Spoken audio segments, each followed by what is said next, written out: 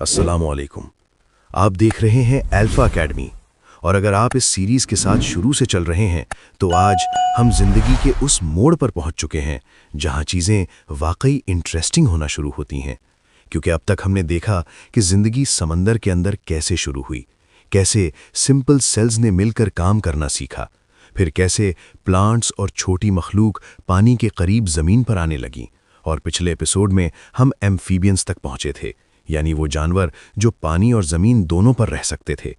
लेकिन आज का एपिसोड सिर्फ किसी एक जानवर के बारे में नहीं है, बल्कि इस बारे में है कि ज़मीन पर पूरी लाइफ का सिस्टम कैसे बना।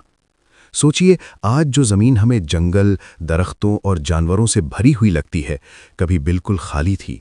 और उस खाली ज़मीन को सबसे पहले तैयार किसने किया? जवाब है प्लांट्स। लेकिन वो प्लांट्स नहीं जो आज हम देखते हैं। सबसे पहले जो ज़मीन पर आए उन्हें हम मॉसेस कहते हैं। मॉस कोई दरख्त या फूल नहीं होता, बल्कि छोटी छोटी हरी लेयर्स होती हैं जो पत्थरों और मिट्टी पर जम जाती हैं। मॉस का काम सिर्फ जिंदा रहना नहीं होता, बल्कि ज़मीन बनाना होता है।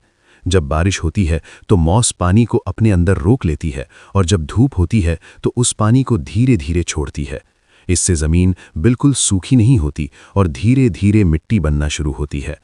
मॉस के बाद थोड़ी ज़्यादा डेवलप्ड प्लांट्स आती हैं, जैसे लिवरवर्ट्स और फर्न्स। फर्न्स वो प्लांट्स होते हैं जिनकी लंबी पत्तियां होती हैं और जो आज भी जंगलों में मिलते हैं।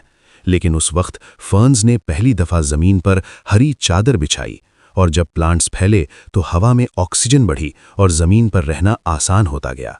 अब यहीं पर कहानी में एक नया किरदार आता है, आर्थ्रोपॉड्स। आर्थ्रोपॉड्स वो जानवर होते हैं जिनके जिस्म के बाहर सख्त कवरिंग होती है, जैसे इंसेक्ट्स, स्पाइडर्स या मिलीपीड्स के पुराने एंसेस्टर्स। ये पहले पानी के अंदर थे, लेकिन जब ज़मीन पर प्लांट्स आए तो यहाँ खाने के लिए कुछ मिल गया, और जहाँ खाना होता है ज़िंदगी ज़रूर आती है।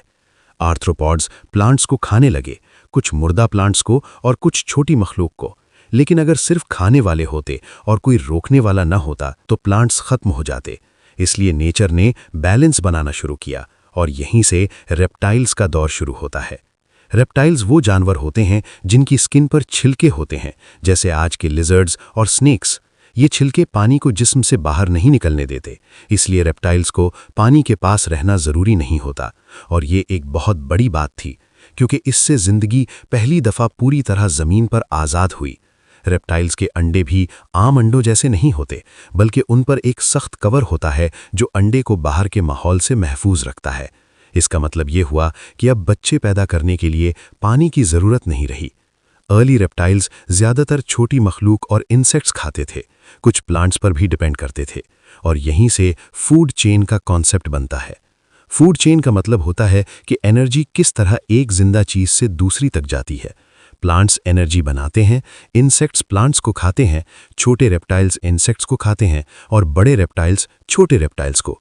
लेकिन असल ज़िंदगी एक सीधी लाइन नहीं होती, इसलिए हम इसे फूड वेब कहते हैं, क्योंकि हर जानवर एक से ज़्यादा चीज़ खाता है और हर चीज़ एक से ज़्यादा जानवर का खाना होती है।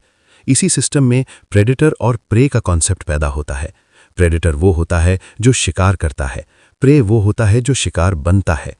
लेकिन नेचर में कोई भी चीज़ हमेशा के लिए प्रेडेटर या प्रे नहीं रहती। वक्त के साथ चीज़ें बदलती हैं, और इसी तरह रेप्टाइल्स धीरे धीरे ज़मीन पर फैलते गए। कुछ ज़्यादा फास्ट हो गए, कुछ ज़्यादा स्ट्रॉन्ग, और कुछ ने बिल्कुल नए तरीके से रहना सीखा। और यहीं से ज़िंदगी एक और बड़ा कदम लेने वाली होती है, क्योंकि अब ज़मीन तैयार है, प्लांट्स मौजूद हैं, इंसेक्ट्स भी, रेप्टाइल्स भी। लेकिन सवाल यह है कि क्या यहीं पर कहानी रुक जाती है, या फिर ज़िंदगी ने इससे भी आगे कुछ सोचा? इसी सवाल का जवाब हम अगले एपिसोड में ढूंढेंगे, जहां बात होगी उस दौर की जब ज़मीन पर ज़िंदगी ने पहली दफ़ा हुक्मरानी का सपना देखा।